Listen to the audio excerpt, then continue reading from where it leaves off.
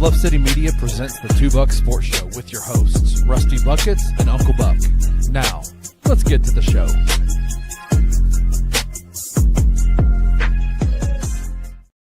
What is up, everybody? Welcome to your Thursday edition of the Two Buck Sports Show. If you don't recognize my face, my name is Rusty Whitten, a.k.a. Buckets, a.k.a. Dr. Buckets. I am back from a week-long vacation with my gal up in New England. We'll talk about that here in a minute. I got my guy, Uncle Buck, a.k.a. Drew Gann. Drew, I appreciate you and all the other dudes and goons and buffoons and whatever else stepped up to take over the show while I was gone for a week, man. I appreciate you, and I'm glad to be back with you, man. How are you, buddy? I'm good, brother. I am really good. I am glad to see you back, more or less. I mean, we had a good time. I was able to do whatever the heck I wanted to for a whole week. But I am glad to have you back. It's just not quite the same, although I am greatly appreciative to Gabe, Kuhn, Kenny, and Jared all at one time or another joined me on the show to hold down the fort while you were gallivanting around the Northeast. Yeah, and gallivanting is a good word, right? We went to Boston for a few days, took a train up to Salem, Massachusetts, which was the highlight of the trip. It was just a cool little quaint New England town. It was fun to be in there. The foliage, it was cold, but it was fun because it was a good balance of like Halloween, small town, history. It was a great day, and then ended up seeing not one but two shows on Broadway. We went up there intending to see Harry Potter, stumbled into Stranger Things on Broadway, and let me tell you, if you're a fan of the show, it is an absolute must-see, even if you just fly up, see it, and fly back, because it was, from a production standpoint, like, it was one of the coolest things I've ever seen. It was scary. It was intense. What they could do with the lights and the stage and just how they manipulated it it was incredible time. Absolutely recommend Stranger Things on Broadway. 100 out of 10 for sure. Oh, I mean, I saw that coming out. It was perfect timing, too, because they're doing the 3-part release of, I guess, the finale. Oh, I think the first one's like Black Friday, maybe. And it's perfect time for the release. And I saw they were doing it on Broadway, and I was like, how in the world do you do sci-fi on Broadway, especially like sci-fi horror? And then I thought to myself, like, it's Broadway. They could figure it out. And apparently they did. The set was incredible. The Mind Flayer, Demogorgons make appearances. It's a prequel to what leads up to like Victor Creel and Henry Creel and the whole thing with their family. It's kind of like when they first move into the house, it's more of an in-depth than what you got in the previous seasons of Stranger Things. Great prequel. I saw this morning that a few of the like actors and stuff are saying that like there are a lot of Easter eggs coming up for season 5 that's going to be here soon. So like, I'm excited for those episodes to come out, and I can see kind of what the connections are. But I mean, it was like the most entertaining couple of hour show I've ever been to. It was just like the actors were incredible. It was awesome. And then Harry Potter was great too, because they were able to do a lot of cool stuff with magic and lighting and sets and using the audience as well. The reason we went, Tom Felton, who plays Draco Malfoy in the movies, made his Broadway debut. The house came down when he came on stage. It was incredible. And then by happenstance, I was like, hey, let's go out these doors because this is closer to our hotel. We walk out and we find the line for where the actors come out afterwards to sign autographs. So Maggie got her show bill signed by the guy who plays Scorpius Malfoy, which is Draco's son, the lady who played Hermione Granger, and Tom Felton himself signed her playbill. So it was cool. We just stumbled into that, and like it was an incredible trip. Way too much good food, from cannolis and the best pasta and pizza you'll ever have in your life. Like, I ate my way through our tour. Yeah, you're definitely taking up more of the screen today than you typically do. Yeah. I figured you just maybe positioned your camera closer, but no. After you say that, I think it's just you ate too much. Bro. You know, it's crazy, which is about technology and Big Brother and how they always know what you're thinking, is one of the things that just popped up on my algorithm on Twitter was the debut, was Tom Felton walking on stage and the eruption. And it wasn't until later that I realized, I was like, dude, I bet that's the same dang show Rusty's at. It was. I was like, I was in that eruption. Yeah. And so it was pretty cool. And I was like, hey, they know what you're thinking. Santa is what we thought Santa was as a kid is actually Elon Musk and Twitter and Mark Zuckerberg. They're actually know what they know if you're sleeping and if they know if you're awake. perfect example. We're walking through New York City. We're coming back from Times Square, walking to our hotel, and we see all the signs for Stranger Things. And there was a big crowd of people there, but they were going to Hamilton next door. But we were just like, oh, that's cool. They're celebrating Stranger Things. And we talked about the show coming out and how we can't wait and how we're going to watch it and all this kind of stuff. We get back to hotel room 30, 40 minutes later, and Maggie goes, oh my gosh, that's a Stranger Things play on Broadway. And I was like, what?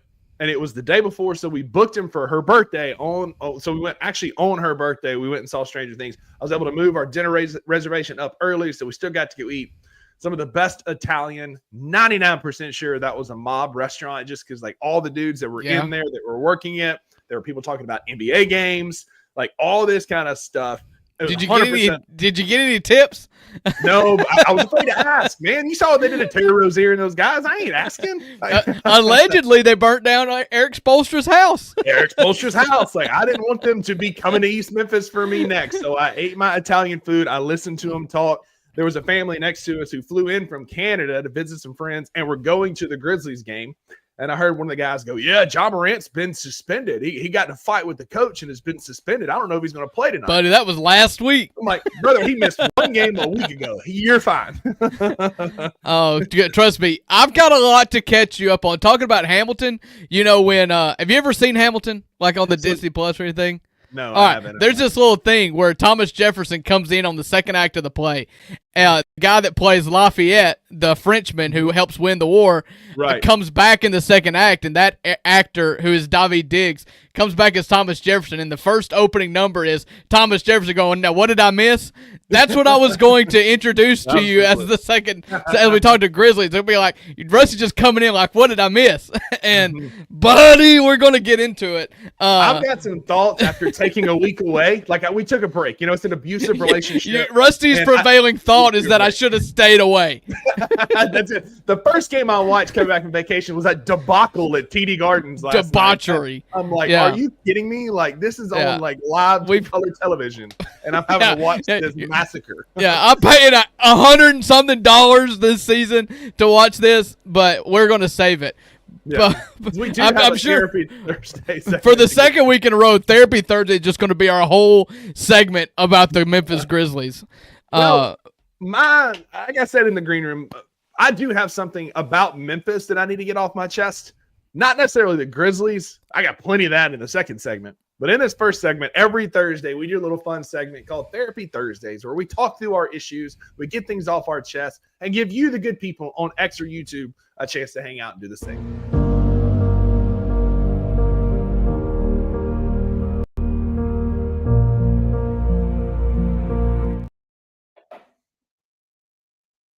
Uh-oh, still muted.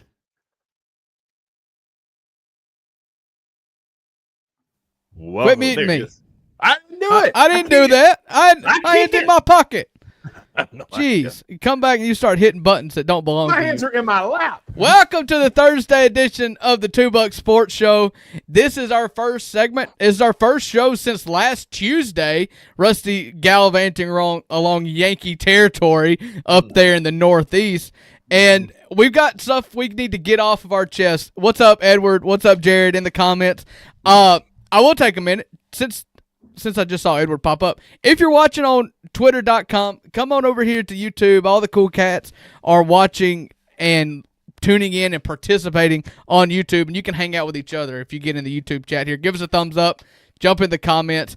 I know we don't really want to talk about this, but we're going to do it, and it's best to have community around you. And so before we waller in our own self-pity about the Grizzlies, Rusty's got an apology to make.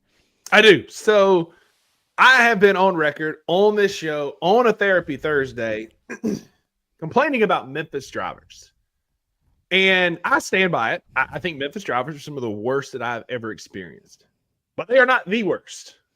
After walking around New York City for 3 days, brother, I have not left a single thing in New York City. I love seeing the World Trade Center Memorial. That was incredible. It was very moving, very reverent. It was really cool to go do that. Did you do that on Veterans Day, by the way? Was that we did that on the day before. We did it on Maggie's birthday. So it was the day before Veterans Day. So it was just really cool, like just to be there around that. Rockefeller Plaza, where like NBC Plaza. Say it like you're from Mississippi. Rockefeller Plaza. Yeah, Plaza. Got to see the ice rink and the NBC studios there. Got to see all of that, right? The plays, the food were incredible. That is the rudest, worst driving, worst pedestrian folks I've ever seen in my life. Like, it is a clear red light, and people are running it, driving into pedestrians, blowing the horn at us. It is a clear stop. Traffic is steadily moving, and people just walk. Like, they don't even check up. They walk out in traffic. People are slamming on brakes, honking horns. Like, it made me appreciate living in Memphis. And Boston wasn't that bad. Like, Boston is a big city, but they do a really good job with public transportation. It's not as congested. Obviously, it's a smaller city. Like, I get it. New York City is a massive city, bazillion people, a bazillion big buildings. But Boston did a better job of keeping, like, green space and space in there so you still feel like you can breathe. But, like, I mean, you walk around like this all the time in New York City. People, like, are bound and determined to run over you. And we had the worst Uber driver I have ever had. Like, I understand stop and go traffic. Like, you're going to do this a little bit as you're weaving in and out of the city. But even on the highway, it's like he was hitting the pedal like this. And we were just like, and we get to the airport. And I told Maggie, I was like, hey, like I don't get car sick. And she goes, that was the worst ride ever. I was like, thank you. It wasn't just me. She was trying to read. I'm trying to survive as homie's just like, whoom, whoom, whoom. So I take back anything I've ever said negatively about Memphis drivers. They're not great, but they are not the worst. That belongs to New York City. Well, I've told you on many occasions that everybody thinks that the drivers in their hometown are the worst drivers, because I heard that, and so did you, growing up in North Mississippi. And then you said that about Myrtle Beach, and now you say it about Memphis, and now you say it about New York City. I think the problem is just that people don't know how to drive. Like, it has no location bias to it at all. Fair. The problem is in New York City, all of the people who are impatient, and which leads to reckless and careless driving, there's just more of them in New York City. And in New York City, you have to declare your dominance. If you are passive in New York City, you will die.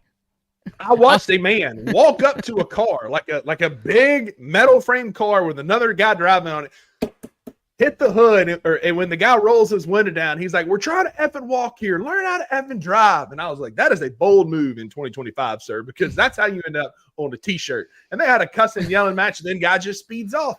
And then they just have a good day. Like, I don't get it. Just on about his business. And I'm like, if my wife, see a Broadway play.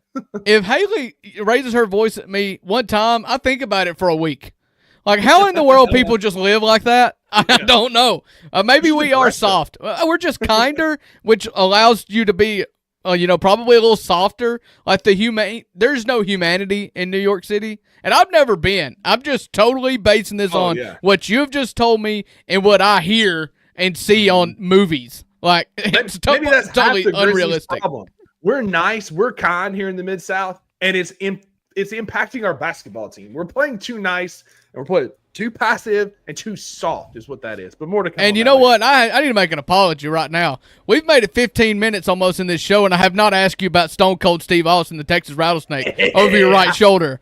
What is? He is the third buck in the show now. So I wish you would trade places with him. Honestly, you should be over Stone Cold's right shoulder. I would absolutely allow Stone Cold to run the show up here. But Stone Cold was sitting in the back room at Grind City Brewing, and we went there for the Hot Wing Festival. Zach texted me right before and was like, hey, man, I've got this Stone Cold cut out. They were going to throw it out, but I said, don't throw it out. I know where it belongs. And I said, hell yeah. And I went and got it at the beer, whiskey. One beer, two beer, I've decided anytime you have to miss the show, you have to replace yourself with a cardboard cutout of Stone Cold Steve Austin, and we will put him on the screen. If there's three of us, there'll just be three of us. But Stone Cold has to be present at all times. Fair. I mean, he is a great addition to the studio here. I was wondering how long it's going to take you to notice before. I noticed immediately. I've just been trying to figure out a way to work it in the conversation. Then I felt like enough is enough. We have to address it. Can't go a minute longer without the Texas Rattlesnake being mentioned on this show. Stone Cold is now the third buck. You'll be watching all of y'all in the comments to make sure that you give us a like, subscribe, and turn those notifications on. Yeah, that's the wrestling Holy Ghost right there, always looking over your shoulder. That's right.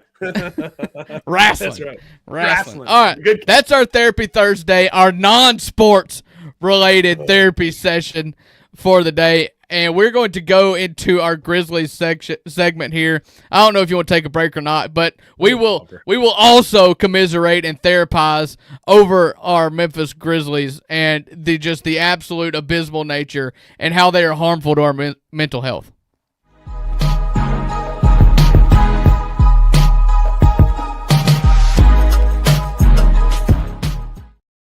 Honestly, what did I miss? I almost thought about doing a commercial there, but I was like, you know what? No, we're going to hit the bumper. We're going to stay true to this because I've got thoughts. After we get through the "What Did I Miss" segment, I've got a comparison that I think I figured out what the Grizzlies are doing. But Drew, fill me in. What has happened in our Beale Street Heat check? They're 0-3. Like when I left, we were like 3-5, and now all of a sudden we're 4-6 in the first team. We're 0-3 in our second. What in the world is happening? Yeah, so I was going to ask you, what date did you leave? You left on Wednesday, the day of the Rockets game. I left Memphis. We flew out that morning. Well, buddy, let me tell you, step one is the Grizzlies are so back. We beat the Dallas Mavericks, and it was like, hey, maybe you just needed to feel good about yourself. Tomas Isolo has come out and said, what comes first, chemistry or success? And we thought maybe it's both because we just beat the Dallas Mavericks by 14 points, but we were up like 30. And then let me tell you, I went to the FedEx Forum for Father-Daughter Night. Appreciate you for the tickets. Got this hat. You're welcome, sir. Don't know if you heard the whole spiel of what happened that night. It wasn't all fun. You can go back to Monday's edition of the 2 Buck Sports Show and listen to that. I won't rehash it. But it involved throwing up of a 3-year-old. I asked how not the tickets tossing, worked out, and not that's tossing up of a 3-year-old, but like a 3-year-old throwing up. Sure. Which is what the Grizzlies did in the second half of the Thunder game. The wheels fell off. Despite being up 19, you can't find a way to just milk out a win. Yeah. And then, buddy, in your favorite place in the world, the Grizzlies followed you to New York City and just got boat raced by a team that's better. They're better and they tried harder. Mm-hmm. And then last night, you got to enjoy last night with all of us here in the Memphis community on FanDuel Sports Network as we all collectively turned off our TVs in the second quarter of the Celtics game. Because, buddy, if the Grizzlies don't care, I don't care. I'm going to go and help my wife do whatever she needs to do because I've subjected her to single parenting during Grizzlies games for long enough. I can't do it during this game. Yeah, there was a time where I was joking on our shows where it was like, Maggie and I are going to Harry Potter on Broadway the night we play at Madison Square Garden. And if I don't come back during intermission, just know I'll be back at the end of the show. Buddy, I was thankful for Harry. I've never been more thankful for Harry Potter in my life than I was Tuesday night. So I didn't have to go and witness. Been cool to be at Madison Square Garden. But the last thing I wanted to watch is get bullied by yet another team that we don't care to even be in the game in. Yeah, it was just absolutely disgusting. The New York game is one thing. The Boston game is a whole other thing. As we take it into last night's game and sort of recap that, we're 0-3 in the second segment of the Grizzlies 10 game at a time that we're looking at. They're 0-3, and no loss looks good. There's not a respectable loss in there. If you want to hang on to the first half of Oklahoma City, allow me to remind you that you were up 19 and you lost by 15. I just miss me with it. It's effort. It is care. It's hustle factor. And I don't even care that John Morant was out against Boston last night because you know what? Boston went out there and just outplayed us. Out-hustled us. I have no patience left. I have no sympathy left. I am ready to plant my flag for a new coach. You did this really early last year. I bided my time and was ready to blame Ja, and rightfully so. I stand by my opinions last year. But the difference in last year and this year was everybody else was good on this team last year in this communist offense. In that communist offense. Mm-hmm. In this offense, nobody's good. Jaron sucks. Josh sucks. We're talking about data and analytics and care factor and what comes first, success or chemistry. Like, I just don't care to hear about it anymore. We need to clear the house. The revenge of the nerds has happened. And I'm so sick of, like, everything being analytics, and there's no room at all in the coaching staff and the front office or anywhere else that just cares about putting players in basketball situations that allow them to win. And the smugness that it comes with, right? Like our coach will sit up there in a post-game presser and just talk about like he is the smartest guy in the room, that he's not coaching a basketball team that is now 4-9 on this young season. We're not playing good. We're getting boat raced in every game. And then he gets up there and talks about pace, intensity, and effort.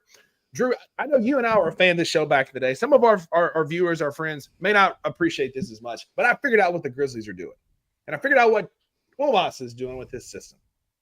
You remember the show Duck Dynasty? R.I.P. to Phil Robertson. He passed away earlier this year, back in the day. There was an episode where they had found a hornet's nest near one of their duck spots. And they were going out there to clean it and clear it, get it out of there, run the hornets off so they could continue hunting out of this pit. Well, in the episode, they talk about Uncle Si says, we're going to go out there at night, and we're going to do it because they sleep at night. And they cut away to a talking head, much like they do in The Office and Parks and Rec, of Jace Robertson, one of the sons of Phil Robertson. And he has a quote that I think applies to the Memphis Grizzlies. And he says, when you don't know what you're doing, it's best to do it quickly. That's exactly what the Memphis Grizzlies are doing. We are 4th in pace, but 26th in offensive rating, 21st in defensive rating, 25th in efficient field goal, 24th in net rating. We're 7th in defensive rebounding. Awesome. We're 22nd in offensive rebounding and 22nd in true shooting percentage. So the Memphis Grizzlies and Pumas Isolo, so far, in my opinion, T.I. has no idea what he's doing at running a professional NBA basketball team. And so because of that, it's best to do it quickly. And so all he preaches is pace, intensity, and aggressiveness. And all we've gotten is pace. We get no intensity from the players because they don't care. We get no aggressiveness because we have too many people thinking. It's too much stinking thinking. Like, you can watch Jaren and see that he's overthinking it on the court. Ja overthinking it on the court. And then they pout and their body language gets bad because they don't know what they're doing. And all then T.I. gets up there and says, we just need to play faster. We need to be more aggressive and play faster. Buddy, that tells me you don't know what you're doing, because when you don't know what you're doing, it's best to do it quickly. And that's all we talk about. We don't talk about fixing the shooting. We don't talk about fixing rotations and lineups. When you told me this yesterday, I saw a stat as well. Josh, Cedric, and Jaren, who are our 3 best offensive players, average 5 minutes a game together. Like, I'm not a basketball player. I'm obviously not a professional basketball coach. I'm chubby. I'm losing my hair. I'm sitting in East Memphis. Like, I'm not coaching any kind of basketball. All right, let me just speak for the guys that are balding here. Alex Caruso just won a title. So you can't be balding and play basketball. But even I know that you watch these other teams like Alex Caruso's team, and they play SGA and Chet and the good Jalen Williams when he's healthy together more than you play other guys. And so you can sit up there and be smug all you want about knowing more than anybody else, and we run in short bursts and you sub guys out 3 minutes of the game. But, buddy, it ain't working, and I ain't buying it that you're not playing our best players together. Well, listen, if the point in playing short bursts is that you play faster, you play more physical, but you can't sustain it, and you've got more guys you can trust. The problem is you don't have any guys you can trust. So what are you doing? Taking 3-minute subs, Josh playing 3 minutes, you're running the crap out of him, it's not efficient, doesn't work. Mm-hmm. And then to replace Ja is like, no shade at Cam Spencer. I love him, but buddy, like, he can't be your second best guy. And I'm so sick of injuries. Like, we did this last year, and I understood the point you were trying to make, even though the target, unfairly, in my opinion, was Jake LaRavia. But the point stands is like, buddy, you have no depth. You have no depth. And you're not countering the fact that you don't have depth. You're just playing guys in positions that you shouldn't be playing in instead of playing your good players more. Like, I hate it. And it's trickle down here. Like, I blamed Ja so much last year. I was so hard on Ja, and I was, in my opinion, I stand by it, rightfully so. But now you've just got more of the same, and at this point, like, Ja may have a beef. Like, I'm with it here. Listen. I still think you should be a professional. I still think you should demand more out of your coach, and you shouldn't pout. You should take a better approach to it. But I'd be pissed too. Listen, I'm bringing up Wado's comment here. Ja and Jaren can't even be pros. I have been in situations at work where I've been frustrated with the system and new things being put in. They don't work. The last thing I'm trying to do is go out and be productive. I'm not going to sit here like Ja and Jaren are at fault here. Jaren is soft and getting raked by guys half his size, half his talent level. Ja pouts and has terrible body language on the court. Like, those two things are true. And they are in a system where it is oppressing their ability to play basketball, their ability to do what they're good at. And Ja has the most double team defender help on drives out of anybody else. 85% of the time, 85% of drives. Because nobody is there to keep us honest, because we're not shooting the ball well, but we continue to try and fit a square peg in a round hole. The definition of insanity is doing the same thing over and over again, expecting different results. But we're doing the same thing over and over again, night in and night out. We're trying to force guys to be shooters who just aren't shooters right now. We're trying to cram this system down throats and run the same. And like T.I. can smirk and say that, we adapt our lineups as we need to. Every single night there's a substitution 3 or 4 minutes into the game. Every single night the patterns are the same, and it's not working. I believe in the adage that winning changes everything, but we're not being put in a position to win. And listen, I have criticisms of Ja, but this time I'm putting more of it on the coach. And I'll try to be consistent, I try to be fair, and I have my own thoughts on it. And it's different this year for me. I didn't want Taylor. I thought Taylor Jenkins should have been fired at the end of last season, just because I didn't think at that point it was repairable. But I didn't blame Taylor Jenkins for a lot of the downfall. This team was winning last year when Ja Morant played. And I said on this show this year, previewing it, I said if Ja and Jaren play basketball together, then they should win. If they play 72 games, what'd I say? I said if they play 72 games together, they'll win 50. No. That's not going to be the case. They're not put in a position to win this time. It's like they different. They have quit. They need to do better. But dang it, and there's a lot. The pie chart's probably got more slices this year than just Ja, front office, and Taylor Jenkins. Nobody's hitting any shots. The lane is clogged up for multiple reasons. One of the main reasons is that nobody can shoot. Now, how do you fix that? In my opinion, you start Cedric Coward. Like, KCP has no business on this team, as far as I'm concerned. I said that you should replace Jalen Wells with Cedric Coward because KCP's the vet. KCP can go sit on the bench. He can hang out with Conchar for all I care. Like, you're just not providing anything for this team. I'm done. Nobody's making shots, but at the same time, like, buddy, you've got to be able to create an advantage somehow.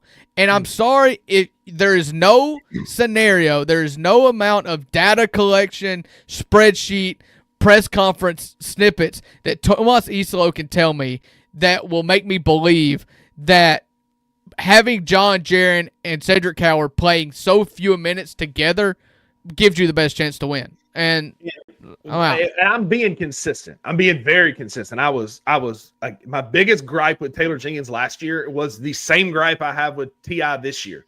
We continue to play role players as star contributors against other teams' stars. We continue to run out John Conchar and Cam Spencer and Santi Aldama against the best players from the other team. And I'm kind of tired of the injury thing as well. Boston had a fire sale. They're missing their best player. They have one good NBA basketball player. Derek White's fine, but they have Jaylen Brown. And they beat us to sleep. We looked like a JV team against an NBA team last night because we don't have the players to be able to compete. Our depth in what we thought it was. A. B. We continue. Last night was a night where you should have played Jaren and Cedric 35, 36 minutes. Jaren was in foul trouble again. I understand that. But the fact that we still refuse to play our best players regular NBA minutes. And it ain't like we ain't got data, Drew. If you look back over the years, the teams that are at the top of their starters or star minutes per games are the teams that are making deep playoff runs.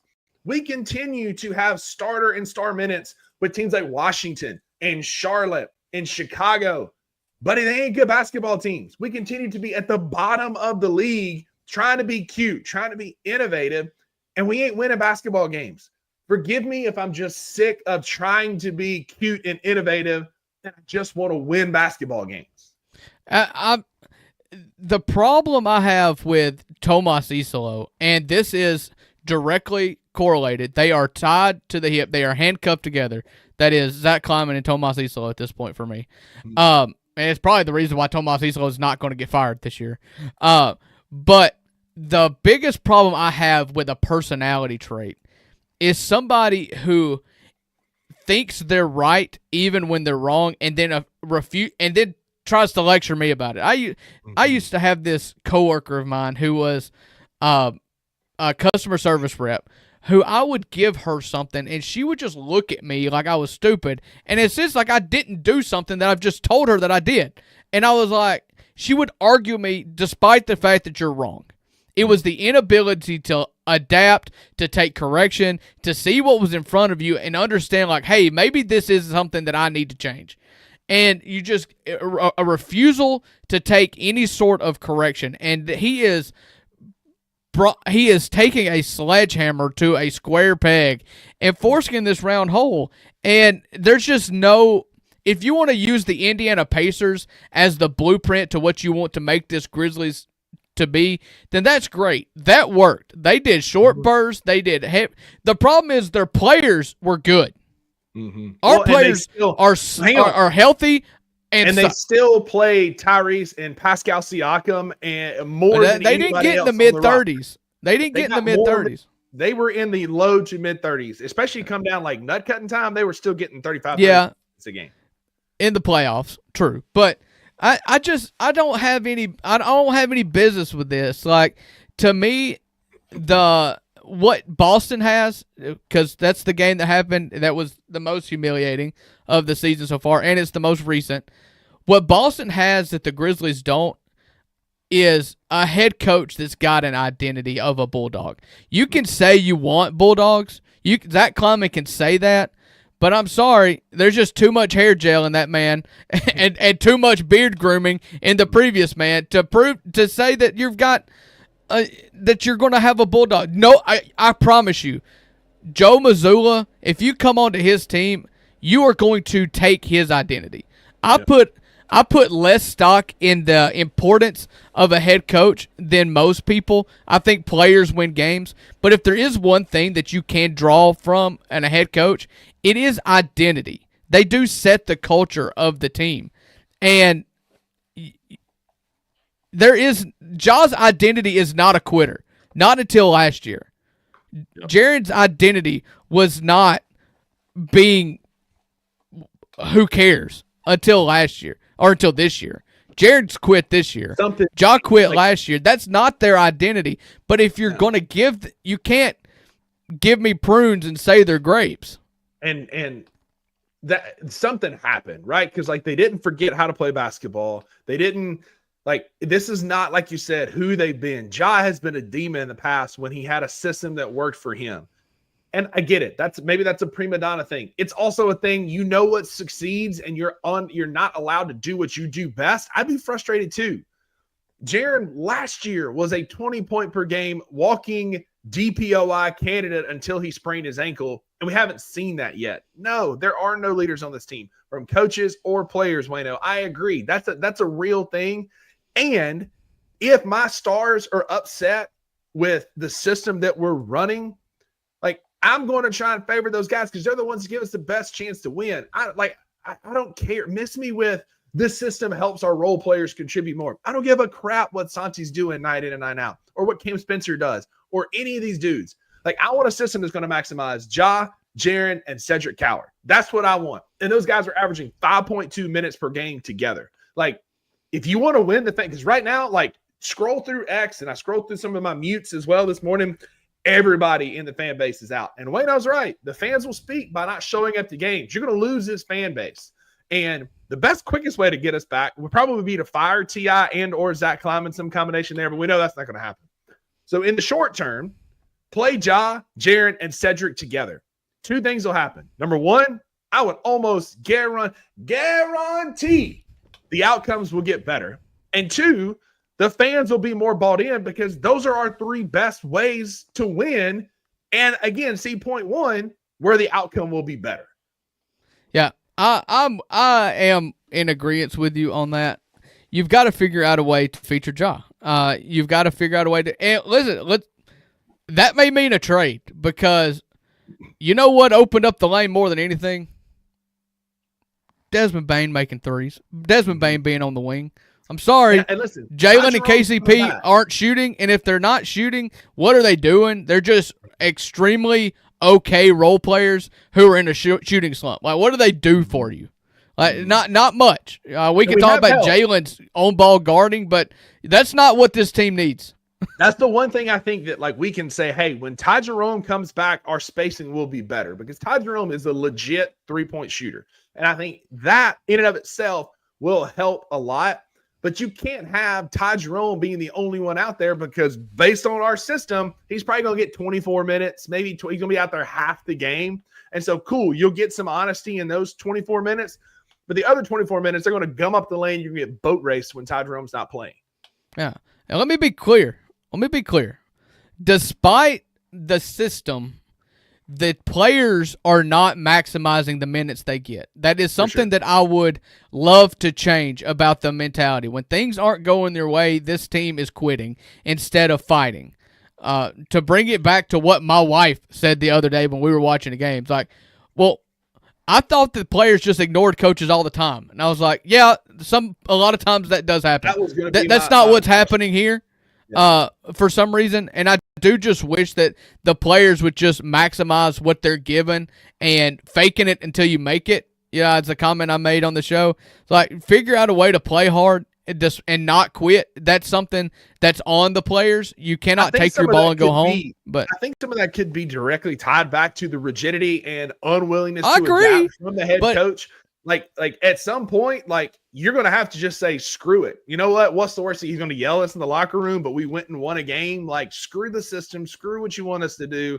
John needs to go out there, be a point guard. Jaron needs to go out and be what he used to be and say, you know what? Double bird, as Stone Cold Steve Austin would say, double bird to your system here. We're going to play basketball that wins, and we're going to go win this freaking game.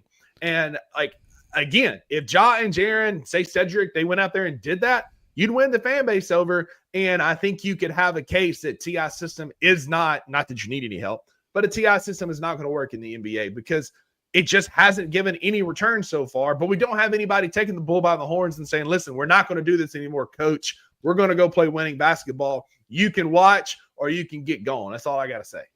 Yeah, and that would inevitably lead to just a massive blow up, in which Zach Kleiman would have to choose at that point. Mm-hmm. And I don't think anybody wants that. I don't think that direction. Nobody wants that. Mm-hmm. And I think there's enough blame to go around. But I'm trying to lay out to you guys the differences in this year and last year. The same problems exist with Ja, except this time the other players aren't benefiting from it either. Like last year, you got a career Santi year. I called this a communist offense. It's not a communist offense if everybody sucks. It's a communist offense if it helps the people who didn't earn it while hurting the people that should benefit. That's the definition of communism. That's what we had last year. This year is just poverty. It's just poverty across the board. And except for Santi, and maybe Santi's just good. Maybe Santi's the only person on this team that is coach proof. You know, but I don't. Our best player is an inconsistent role player right now, right? And, like, I say that, like, one of the bright spots, real quick shout out FanDuel, one of our sponsors here. We love FanDuel and what they do for us. And even though, despite the Memphis Grizzlies' ineptness, they are moving Cedric Coward up their Rookie of the Year odds. As you see here, Cooper Flagg is still the odds-on favorite at -125. BJ Edgecombe's moved to second. Con Knipple has moved up. And Cedric Coward currently has the fourth best odds at +1,700, Drew.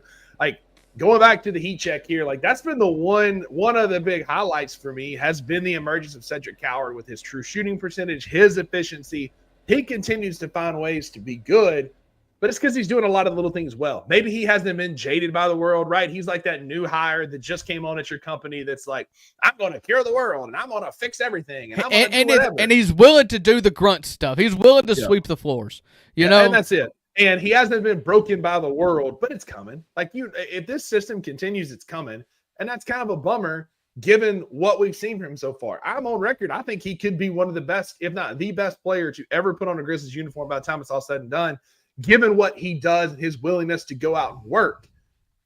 But I'm afraid it's going to come down to, like you said earlier, a players or a coach. And I don't know that ZK is going to make the right decision there. And it's heading towards a blow up. And you lose, like, let's say you trade Ja or Jaren, and you're going to lose the city. You're going to lose the fans because it's going to be a full rebuild. When you told us we unintentionally got younger, we're going to get better, we weren't competitive, and we just continue to go the opposite direction from everything ZK has promised us since our best seasons. Yeah, I've always been a more or less a Zach Kleiman defender because of how well he does in the draft, because I do think that's the best way to build a small market team is through the draft. However, if you are going to mangle multiple seasons based on coaching decisions, that is more critically bad than the good drafting is critically good. Like you're now imbalancing the scale on away from your favor here, because if you just continually make bad hires, it doesn't matter who's playing. If you can lose, this is the NBA now, and I'm sorry, Ja's moody. Ja's probably the best example of a prima donna, spoiled, superstar that pouts when he doesn't get what he wants. But let's not forget the almighty LeBron James has had more coaches fired than he's had hired. Like this is something that is league wide when it doesn't benefit the superstar. It is a superstar league, and it's the reason why I fought you so dang hard last year on Taylor Jenkins, because it's a superstar league, and I don't necessarily care about coaches. It just happens to be this coach is light years worse than last year's coach, and I would trade him in a heartbeat.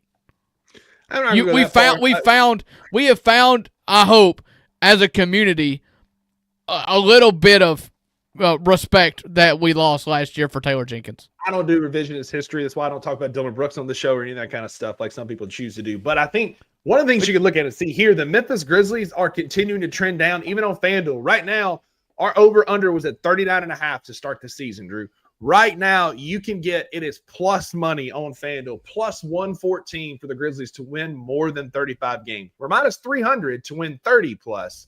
But it changes. The money flips from 30 to 35 wins. We're plus 114 right now to win more than 35 regular season games. It's just whatever we're doing, it ain't working, and it is truly the definition of insanity because our coach has shown an inability to adapt. And then he'll go in a post-game presser, clearly visibly upset, and talk about pace and accuracy and all this kind of stuff when he won't do anything to try and change the direction that we're heading. I want to shout out. We've got I don't want to butcher this. JD Nice. I don't know. You can. I hate how YouTube now puts the handles instead of the names. I wish I had your name. I want to be more personal with you. But in the comments and putting out some good stuff here, so I want to highlight them. One of it. This is the first one that I want to make a comment about. Notice the relationship between Ja and Cam, for instance. They're in sync in a way that highlights Spencer's talent. And you know why that is, Rusty? Because Cam Spencer makes shots. I mean, that's fair. I mean, Cam Spencer helps Ja Morant more than anybody else on this team because, dang it, he can make shots. And he makes them at a high clip. Mm-hmm. And much like I said about Zach Edey last year, I'll say it about Cam Spencer this year. I do love Cam Spencer, but if we're talking about Cam Spencer, then we're losing. We're losing. We're absolutely losing. I don't care. That's what I said earlier. It goes back to my point earlier. Sorry, I was pulling up some stats that I want to look at based on what you said. I don't care about Cam Spencer. No offense. Love the dude. I like Cam Spencer, but I don't care what he's doing. Like, I don't care if this is highlighting Cam Spencer in this offense. He needs to be a small piece of this offense, and it needs to highlight guys like Ja and Jaren and Cedric Coward. Cam Spencer is way down the list for me.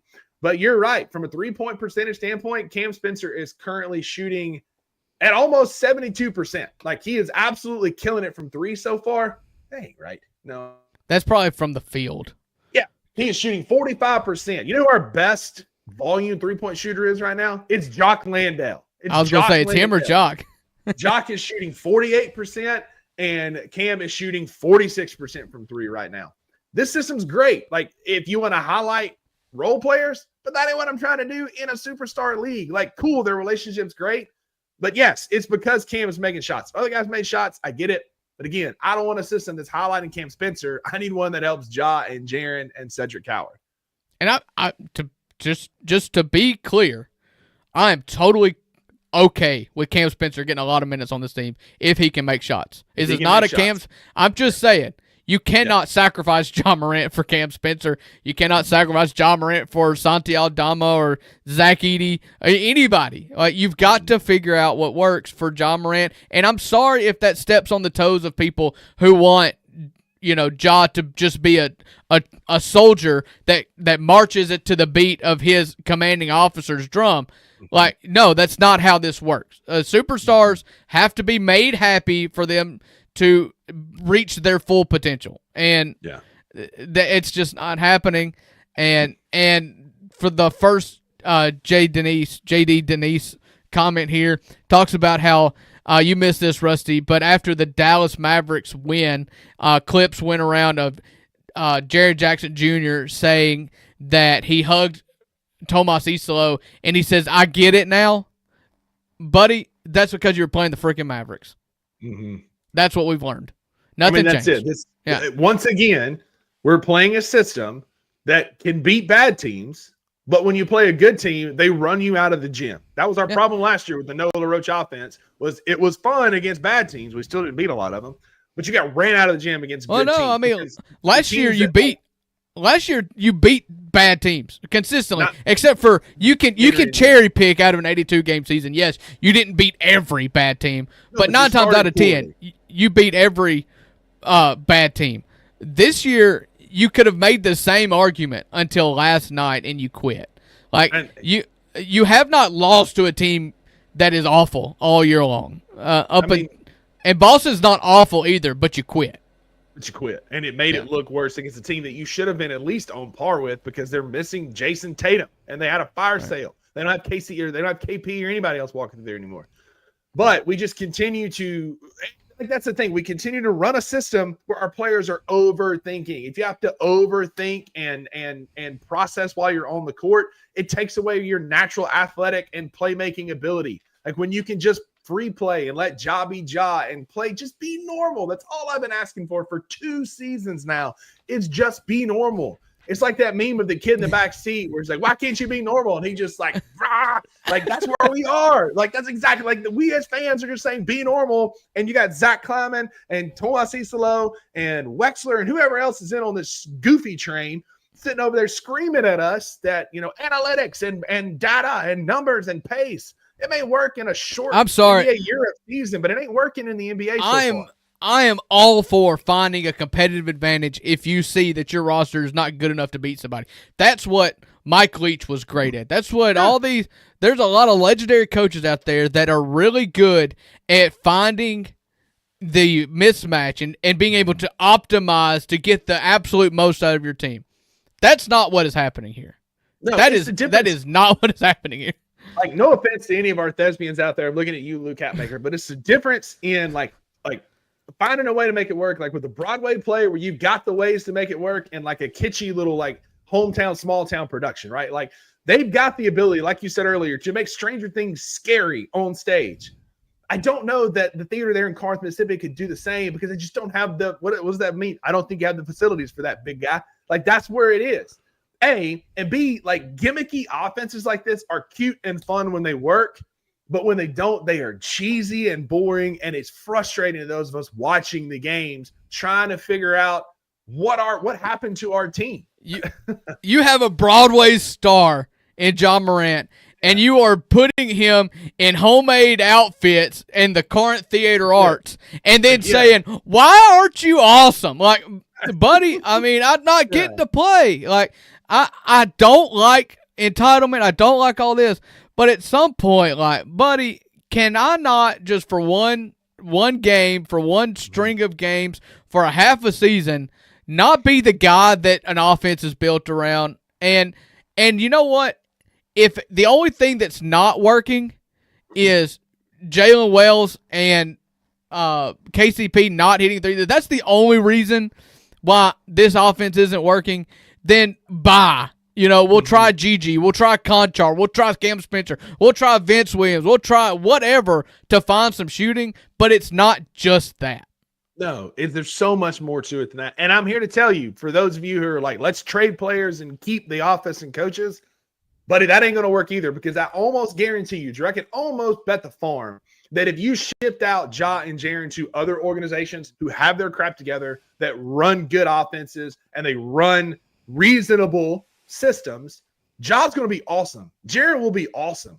They have been before for us. But then we got these kitschy, cute, gimmicky offenses and systems, and all it's done is wreck the direction we're trying to go. And it looks cheesy. It's the bad animatronics from the 80s that are still like it's Chuck E. Cheese. That's it. It's Chuck E. Cheese system. Charles Entertainment Cheese is what we moved from a communist offense to a Chuck E. Cheese offense. And it's gross and it sucks just as bad. This is how you fix it. And this is how a grown-up in a professional franchise that has an absolute bona fide superstar fixes it. It's happened, and it happened 2-3 years ago, okay? What happened when Giannis Antetokounmpo got sideways with Adrian Griffin, first-time head coach, made it 3, 4, 6 weeks, 2 months into the season, and dang it, it's just not working. We're losing, and I hate it. What did they do? They fired him, and they went and got a head coach that has flaws, but dang it, has done this before at a high level and has played on teams with superstars with big egos. They went and hired Doc Rivers and said, screw it, I'll take the PR burn. What's best for Giannis Antetokounmpo? What's best for John Morant right now, in my opinion, is to say, sorry, I screwed up. Tomas can go back to France, and we're going to go hire Michael Malone or any head coach that's played playoff basketball that is currently sitting at home. Find it. I don't care. I would stump for Michael Malone, but I'll take any of them. That's it. And I don't want to hear Sam Cassell. I don't want to hear Rajon Rondo that I've been seeing recently. They don't have. I will hear Rajon Rondo. What we need, maybe as an assistant, but I'm saying no. as a head coach. I'll take Rajon Rondo. That's fine. That's I want a head coach with real experience. We've had 2 back-to-back who were trying to figure out how to be a head coach, figure out how to use a superstar. And I don't, forgive me for not trusting Rajon Rondo to do that yet, but give me a Mike Malone, give me somebody that has real playoff and real NBA coaching experience. I'm done with developmental coaches. I'm done with coaches trying to figure out how to be a coach while also, again, trying to manage a superstar with an ego, with pouting problems. Like, give me a guy who has won at a high level, done it with big egos and good basketball players, and has coached in the actual playoffs. I'm done with developmental tryout coaches. Yeah. Unfortunately, the Memphis Grizzlies and John Morant's stock has never been lower. And if you call Michael Malone right now and be like, hey, what would you think about coming and leading up this ragtag bunch of fellas? He may just hang up. Yeah. I mean, maybe. Well, you came to go for a little bit longer. I've missed you. I know. I missed you too. Hey, listen, you're the one, man. I ain't got nothing this afternoon. I'm catching up on emails and work from vacation. So let's go. We could talk hot boards and pros and cons to coaches for jobs that aren't open if you want to. That's just a conversation for a later date. There's no point in arguing over who you would hire when you've still got Tomas here. And and that's the thing. And he's not going to get canned anytime soon because Zach Kleiman he went and paid a 7-figure buyout to get him to come and be in Memphis on the bench as a head coach in waiting, looking over TJ's shoulder. They made him the interim. They didn't even interview a single cotton-picking soul outside of Tomas Isolo for this position last summer. I hate to tell you, as much as we can hope and pray and wish that we're going to make a change, it ain't happening. ZK, like, one of the worst things that probably happened to Zach Kleiman was getting the GM of the Year award so young, because now he just feels like, yes, he does well in the drafts, but he can't get out of his own way when it comes to a coaching search. And we can sit here and we can bemoan and say, oh, I hope it's Mike Malone, or maybe we'll go get Rajon Rondo or whoever you want to put in here. It just ain't happening. It's just not going to happen. Yeah, I agree. And we're not going to have fun. I've bemoaned, to use a word again that you just used. I was aggravated 2 years ago when we had the jaw suspension and everything. That was not a fun season to talk about, to have to podcast about multiple times a week. I thought it could get worse, and then last year happened, and that made 2 years ago look like Disney park trip. And I was like, there's no way this season could be worse than last season, and dang it, it's on its way. You know, I'm sure there's going to be some common thread that me and you are going to yell at each other out about over the year. If we just continue just to be awful, we'll disagree on something and we'll yell about it a lot. But I'm sure it's what we do. I just need, again, you play to win the game. You play to win the game. I don't feel like we're playing to win the game, because if we were playing to win the game, your best player would be accentuated. So looking at the NBA players per game, minutes per game. All right. Look at that. This is on basketballreference.com. Shout out Basketball Reference. No shout out. No free shout outs. Looking at minutes per game played. Right. That's what this what it comes down to, is we just need more Ja. We need more Jaren. We need more Cedric Coward. You got guys, and tell me, Drew, like, if you think Ja and Jaren has had foul troubles, again, a lot of them are offensive, a lot of them because he's overthinking it. He doesn't know how to set picks. I'll give you that. But you got guys like Tyrese Maxey, 40.5 minutes. Don't want that. VJ Edgecombe, 37.3. Cade Cunningham, 37.0. Kelly Oubre, 36.5. Devin Booker, 36. Devin Booker's the best player on a bad team, and he's playing 36 minutes a night. Alfred Şengün, 36. Austin Reeves, 36. Trey Murphy, 35.9. Amen Thompson, 35.9. Kevin Durant, he's like my age. Kevin Durant, 35.3. Pascal Siakam, best player on a bad team, 35.3. You have to go all the way down to number 63 before you find a Memphis Grizzly player. That's Ja Morant at 30.8. 0.1 minutes behind former Memphis Grizzly Desmond Bane, I might add. But then the next Grizzlies player is number 100 he's now 98. Jaren Jackson Jr. at 28.4. You mean to tell me that our 26-year-old stars cannot play an average 35, 36 minutes a night with guys like Kevin Durant, or even like a Pascal Siakam, who's the best on a bad team? Zach LaVine, 35.2 on the Kings. Like, we're missing guys. Health is an issue, but we're not even playing our dudes like other teams who are actually winning games, Kings notwithstanding. I would say that's pretty damning evidence, but it's not even the most important thing for me. It's not most important how many minutes you play. It's who you're playing with. Ja Morant did not play last night for an ankle injury, and I don't have the numbers in front of me, but I imagine that's about 15 minutes less minutes he played with Jaren Jackson Jr. than normal. Yeah. I mean, honestly, if you can look up the two-man lineups per game quickly, then go for it. But I would just hedge a bet, and we can make it anecdotal if you don't want to look it up. That's fine. I would say I would bet a large amount of money, just based on what I've seen, that Jaren Jackson Jr. and Ja Morant play around 15 minutes a night together. I mean, 15, maybe 18. But again, they're playing 28 minutes a game. If you want to do hockey substitutions, great. How about when you do your hockey substitutions and you mass sub out and you mass sub in, just leave your good players together. How about that? Let's not serve two masters here, because the non-Ja minutes with Jaren on the court sucks for Jaren, and the non-Jaren minutes when Ja's on the court suck for Ja. Just put them together. Yeah, and the ankle injury for that was a rest. All that was a rest. Ja will be back playing this weekend. Ja missed last night to rest. That's all that was. I don't even care. It's a back end of a back-to-back. If we were if all things were peachy, I would be okay with Ja missing that game last night. The problem is things are not peachy, and so it looks really bad. All right. So I've got the Grizzlies 2-man minutes lineups. Is it per game or overall? So overall, it just pulls it up by overall. Take a guess. What 2-man lineup has the most minutes together so far this season? I would say Ja and Jock, because I don't think you ever see one without the other. That's second. Ja and Jock are second at 240 minutes per game with an offensive rating of 106.2, defensive of 115.2, so a net negative of -9. Are we 4-8? Is that the record? 4-9. 4-9. Okay.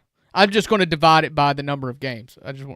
So John and Jaren have played 11 games together. That's what I'm getting at. Yeah, Jock and Ja are at 204. That's the second. Okay. Is Ja in the first and number one? Okay. No. And again, this is a total, not per game. So Ja's played 2 less games than all of these people here. So is it Jaren? No, somebody? No. Okay. I don't know. Give it to me. Santi Aldama and Cedric Coward, 250 minutes so far across 13 games played together. 215 minutes divided by 13 games. 250. That's 19.2 minutes per game. Right. Yeah, that's what I got. 19 minutes a game. All right. Take me to Ja and Jaren. I just saw it. Ja and Jaren in 11 games have played 177 minutes, which is 16.1 minutes per game. Out of 48 possible minutes, they're playing 16.1 minutes per game. And they are averaging, what would you say, anecdotally, 28 to 30 minutes a game? Call it 30. So I just looked at it. Ja is averaging 30.8. Jaren is averaging 28.4. All right, so in Jaren's 28 and a half minutes, he's only playing with Ja 16 what'd you say, 16 minutes? 16.1 minutes. In Ja's 31 minutes, he's only playing with Jaren 15 minutes? Or 16 minutes? 16 minutes. He is playing the same amount of time without Jaren as he is with Jaren. How is that? That just goes to show you when Tomas Isolos says we are not accentuating one player, we're trying to accentuate the team in the short, middle, and long term. Like that, he said that in relation to Cedric Coward, but that just goes to show you he also means it with Ja Morant, because there is no situation for Ja and Jaren in which optimizing their minutes means playing them without the other. I couldn't. It's inexplicable. I don't know. You want to make your best player worse? Is that your goal?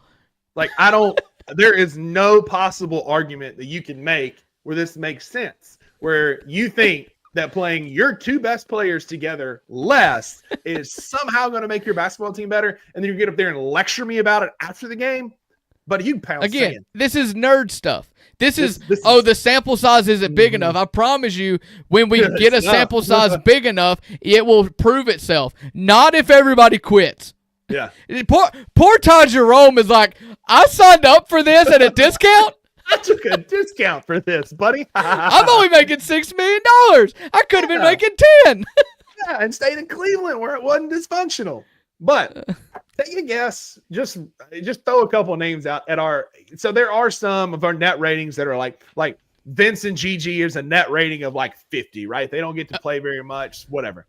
But in the number in 13 minutes or in 13 games, just take a guess who was our best 2-man lineup. Just take a guess.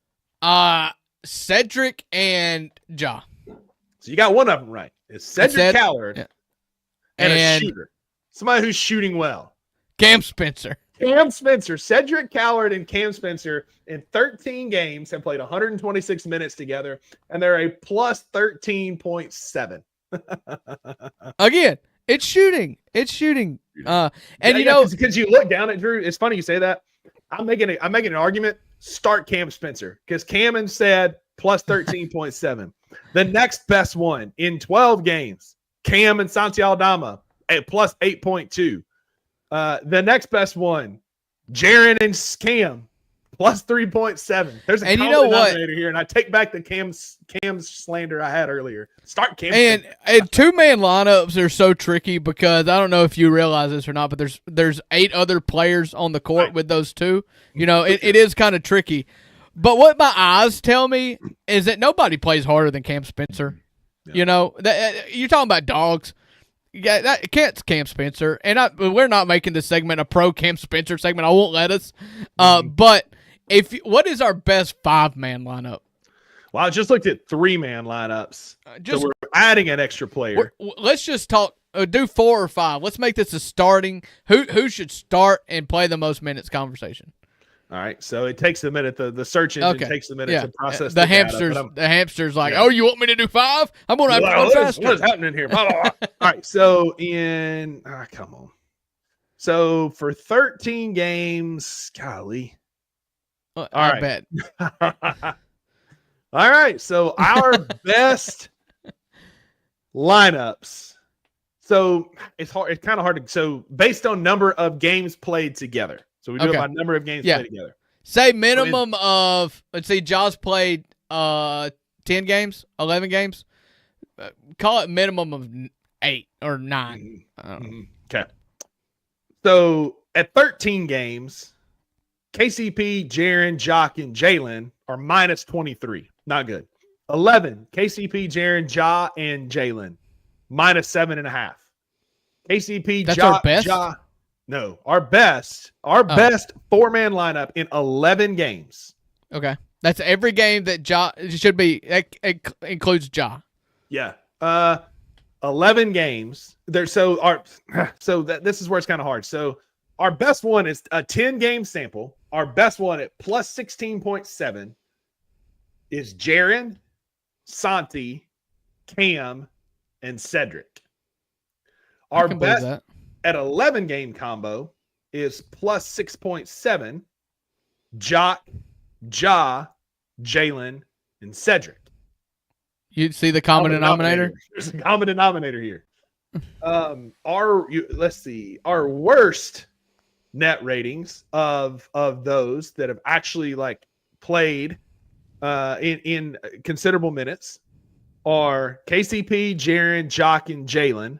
In 13 games, 99 minutes, we're a negative 23.4. KCP, Jock, Ja, and Jalen are a negative 10.7. And then KCP, Jaron, Jock, and Ja are a negative 10. That's your starting lineup right there. KCP, Jaron, Jock, and Ja. In 85 minutes, starting games, we're starting out in a 10-point hole with those guys on the floor. I mean, I don't really know what else to say about that. Our most utilized 4-man is KCP, Jaron, Ja, and Jalen, and it's a negative 7.5. Yeah, it's your starting lineup. So let's look at it. Our starting lineup, the ones that have played let's see. Ooh, buddy. All right, so our most used lineup at 82 minutes.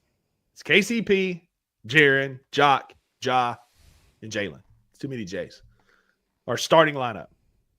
In 82 minutes, they have an offensive rating of 101.7, a defensive rating of 114 for a negative 12.2. Call 12. Yeah, I don't care. Well, I don't care anymore. Start Cedric. Even the data is telling you that your data-driven coach in front office ain't. You know what's sad? You know what's sad? Is on the big screen, as you know, at the FedEx Forum, they now put every player's plus minus on there. I would say by the next home game, that's going to be gone. There's no way that anybody deserves to have their plus minus put on the screen when you are being utilized as poorly as you are. Yeah.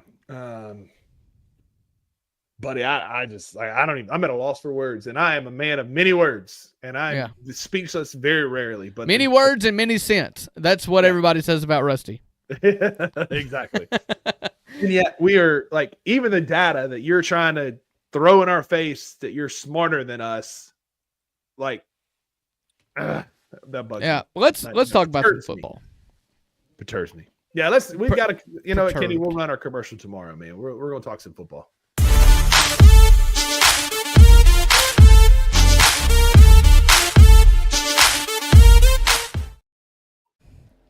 I'm not in the headspace to be positive now. about anything.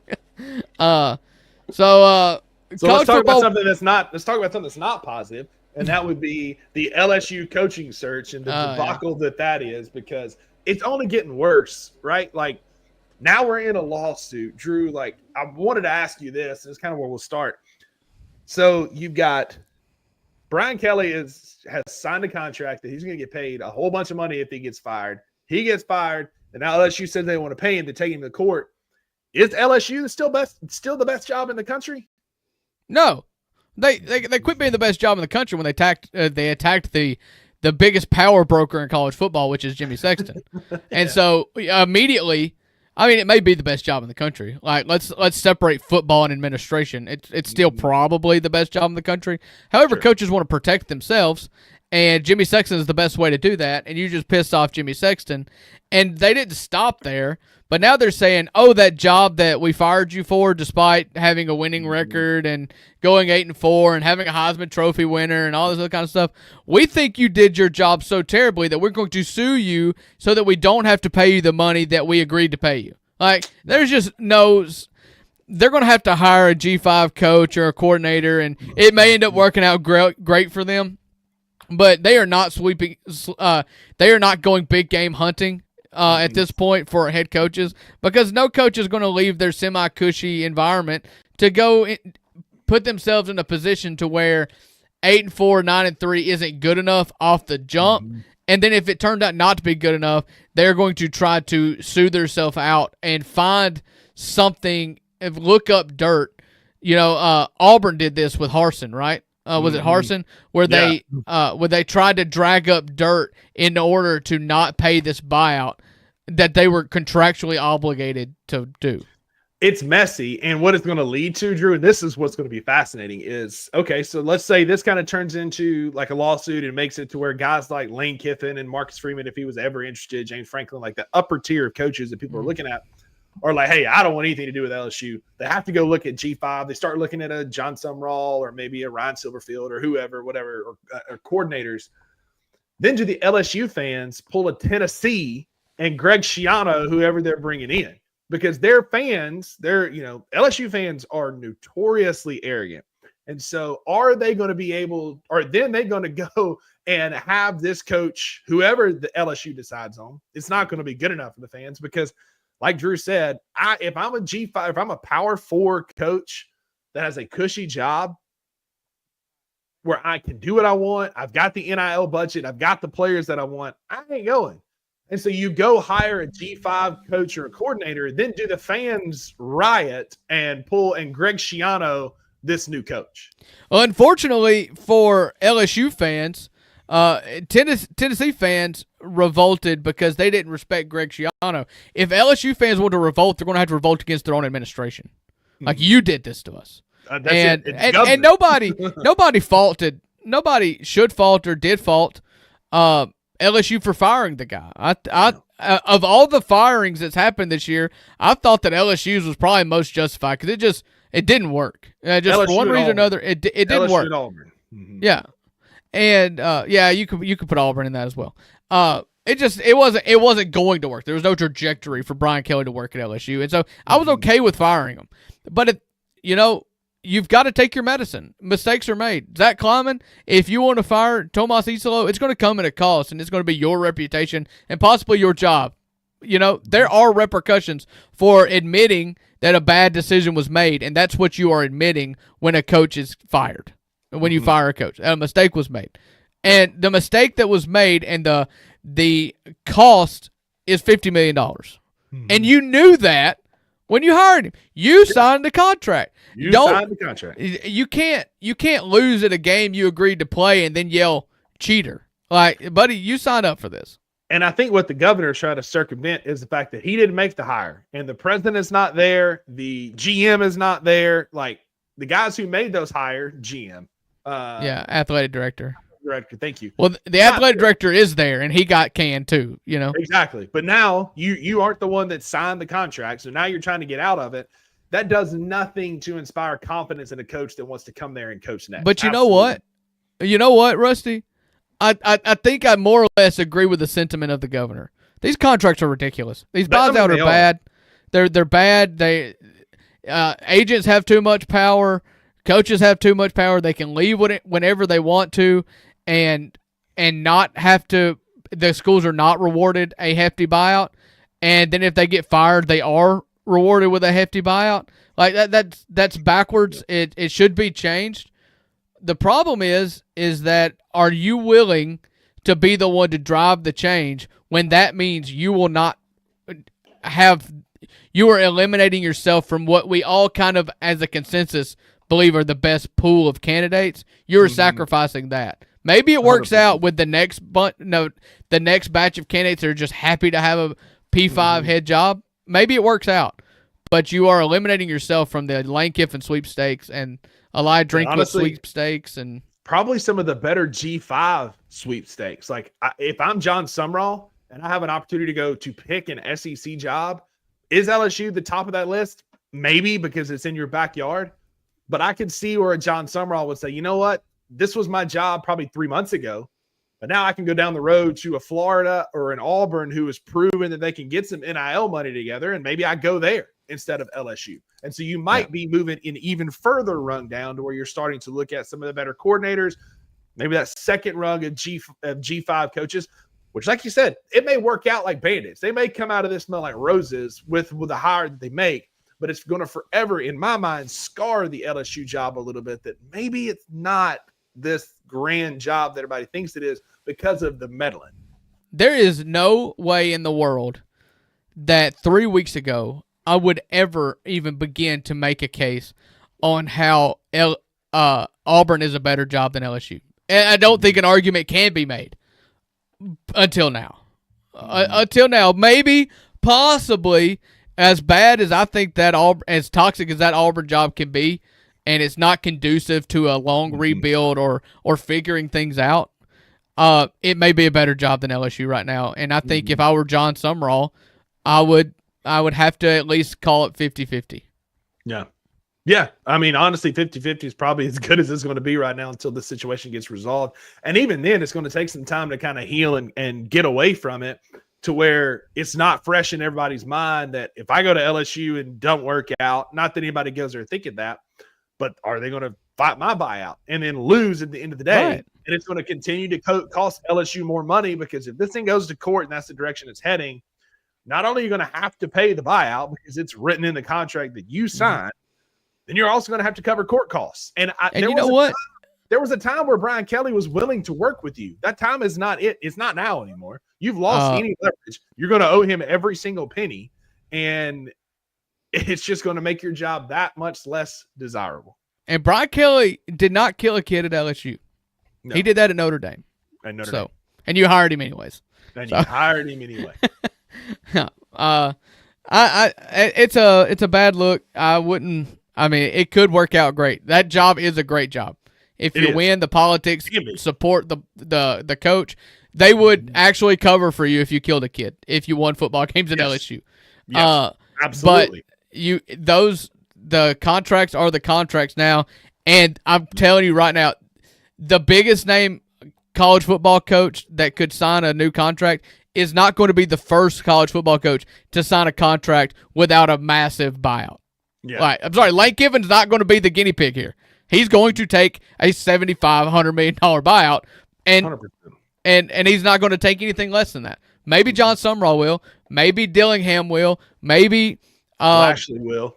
Well, Lashley just signed a new contract. Oh, I guess that's right. Yeah, he did just sign this. Yeah. Maybe, I don't know, Frank Wilson, who's the interim now. Maybe he will, but not Lane, not any Sexton guy. Definitely not James Franklin after he just got canned. None of these guys are. Yeah, just not going to happen. It's going to be an interesting, this has been called by numerous outlets the most interesting coaching carousel we might have ever had. And it's only getting started, because there's still going to be more jobs that come open, jobs that we're not even thinking about yet. There's going to be coaches, and it's very likely relocated.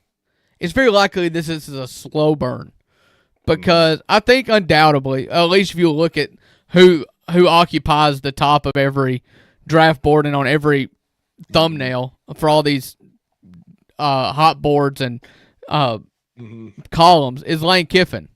And if Lane Kiffin is indeed got to be the first domino to drop, it's very possible you're waiting through the playoffs.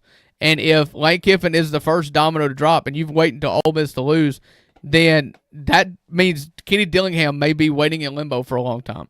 Or all these other good coaches could be waiting in limbo if the top jobs are indeed waiting on Lane Kiffin. Or what you'll see is other dominoes will fall first, because there are schools that aren't going to be going after the same coaches as Florida, as LSU, as Auburn. We were saying that LSU, you and I on this show said that LSU will get filled and then the other dominoes will fall. Well, now they've got to sort through this. They don't have a president. They don't have an AD. And they don't have a head coach. They got to figure out who those guys are going to be, the president, AD, who's going to be on the coaching search committee. By the time they do all that, Arkansas can probably offer a guy in a G5 type role an opportunity to come into the big leagues, and maybe that job gets filled.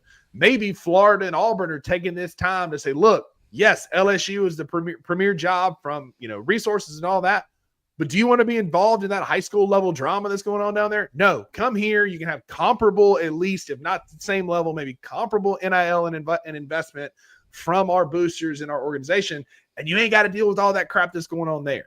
Because Scott Strickland has got to hit this higher, because his last two have not worked out in Florida. So you got to think he's picking one for his job. So that's some leverage for him there. Auburn has deep pockets, and this kind of ups the playing field for Auburn, in my opinion, to give them a bit of a fighting chance for some of these better coaches, because they don't want to go deal with the LSU drama. So I think LSU went from being the first one that needed to be filled in order for the other ones to fill in, to we might see some other ones fill in first, and then LSU scrambling to find their coach.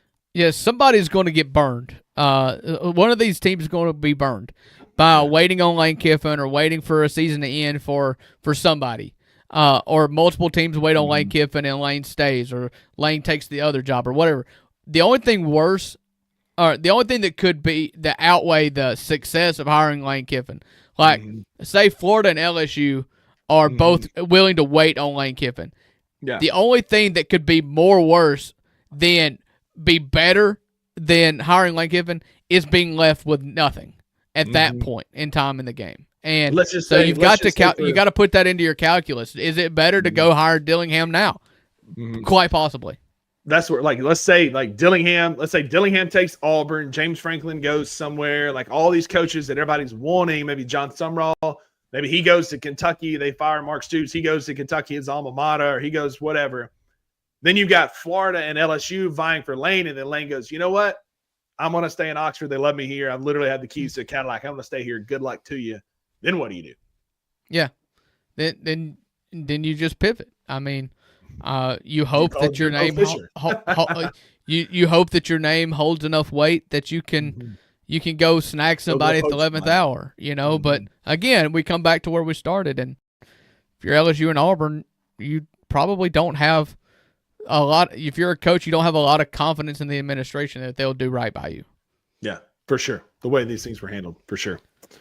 But we've got plenty more to talk about for tomorrow. We're going to pick against the FanDuel spread. I think the Grizzlies have a game this weekend. I'm still not back in fan mode. I'm just kind of like. Yeah, I took PTO yesterday on the Grizz game. It was very good for my mental health. I'm pulling up the schedule now to see. I think it's Saturday is the game against Cleveland. Yeah, we play at Cleveland Saturday at 4. That's going to be fun. Let me just tell you. So we'll get you prepped for that as much as we can. Todd Jerome revenge game? Yeah. Yeah, right. I wish it was. I think if Todd Jerome's playing, this team looks a lot differently. But we're going to talk through. We'll get you ready for the game on Saturday. We're going to get you ready for the college football slate on Saturday as well, as we pick against the FanDuel spread. But thanks for hanging out with us. Almost an hour and a half today. We hadn't done this in over a week, so we had to flex a little bit, stretch out the old muscles, and get it going. So Drew, I enjoyed it, buddy. Y'all may have forgotten what this show offers, but let me tell you, this has been an hour and a half of a complete and utter madness, and you were better for it. So buckle on in. We'll be back tomorrow. And the best part, it was free. You hadn't paid anything for it. But that's going to do it for our show today. We appreciate y'all being here. In the meantime, there's a couple sponsors that do, and we're looking for more. But go be a friend to somebody who needs a friend. We'll see y'all tomorrow at 11 a.m. Central on Bluff City Media's YouTube channel. And Drew, tell them why there are no refunds. That's right, because with the $2, you always get what you pay for. Happy Thursday, everybody. This is a safe space. Come back tomorrow and hang out with us. Thank you for listening to the $2 Sports Show. If you enjoyed this episode, leave a rating and a review wherever you download your podcasts. Also, like and subscribe to Bluff City Media's YouTube page. We'll see you back here next time.